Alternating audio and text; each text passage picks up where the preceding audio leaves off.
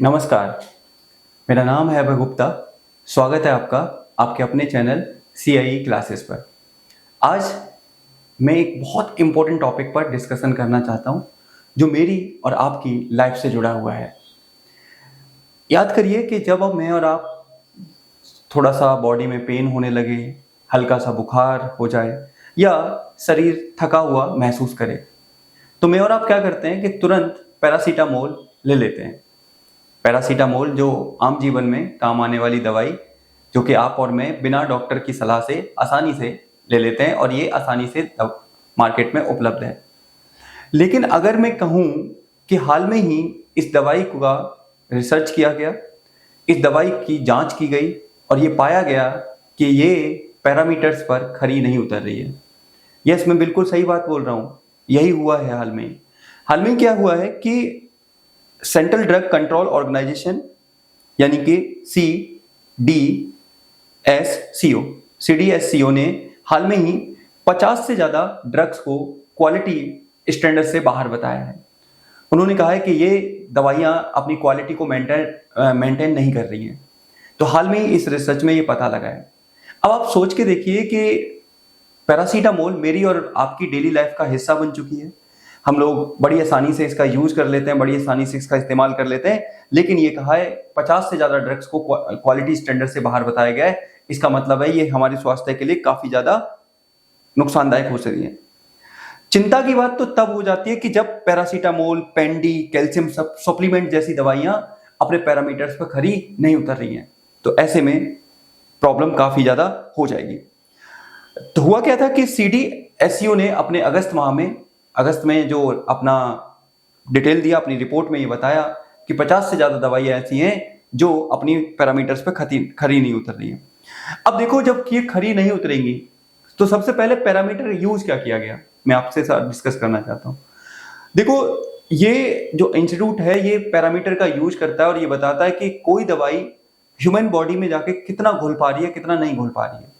अगर कोई दवाई ह्यूमन बॉडी में जाकर अच्छे से घुल जा रही है तो इसका मतलब उसका असर ज़्यादा होगा। लेकिन पैरासीटामोल जैसी 50 दवाइयाँ बॉडी में अच्छे से घुल नहीं पा रही हैं, जिसकी वजह से ये कहा गया कि ये दवाइयाँ क्या हैं, ये दवाइयाँ कहीं ना कहीं स्वास्थ्य के लिए नुकसानदायक हो सकती हैं। अब ध्यान से सुनिएगा। इस संदर्भ में एक हॉस्पिटल है, CK बिरला हॉस्पिटल के मेडिसिन विभाग के सलाहकार हैं डॉक्टर नरेंद्र सिंगला। उन्होंने कहा कि ऐसी दवाइयाँ शरीर में लीवर, किडनी की खराबी के लिए जिम्मेदार हो सकती हैं। अगर आप ऐसी दवाइयों को लेते हो या ऐसी दवाइयों को मैं और आप कंज्यूम करते हैं तो ये लीवर, किडनी के लिए काफ़ी ज़्यादा नुकसानदायक हो सकती हैं।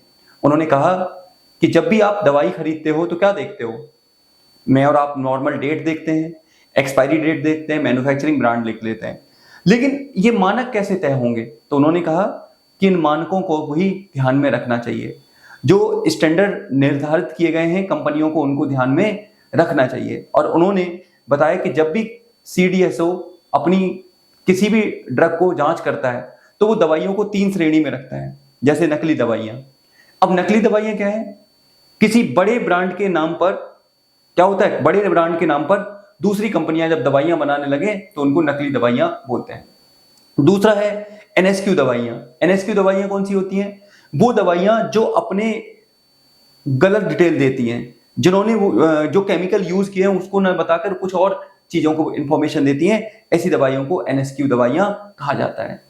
तो हाल में ही जो ये निर्णय आया है, हाल में ही जो रिसर्च हुआ है, उस रिसर्च में पैरासीटामोल, पेंडी, इवन हाई ब्लड प्रेशर वाली जो दवाइयां हैं उनको पैरामीटर से कमजोर बताया गया है और कहा गया है कि ये दवाइयां अगर ऐसे ही मार्केट में बिकती हैं तो ये काफी ज्यादा नुकसानदायक होंगी। और ये किसने बोला है?